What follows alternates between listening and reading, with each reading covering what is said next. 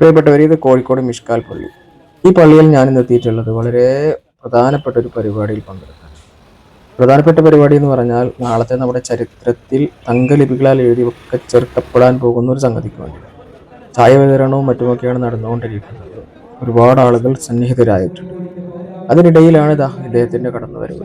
മുഹമ്മദ് കോയ ചെമ്മുല്ലയിലി തങ്ങൾ.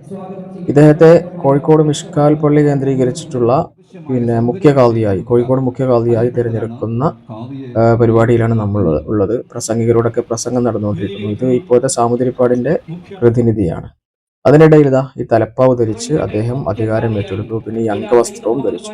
അതോടുകൂടി അദ്ദേഹം ഇപ്പോൾ കോഴിക്കോട് മിഷ്കാൽ പള്ളിയുടെ മുഖ്യ കാദിയായി അവരോധിതനായി എന്ന് പറയാം. അദ്ദേഹത്തിന്റെ പ്രസംഗമാണ് ഈ കേട്ടുകൊണ്ടിരിക്കുന്നത്.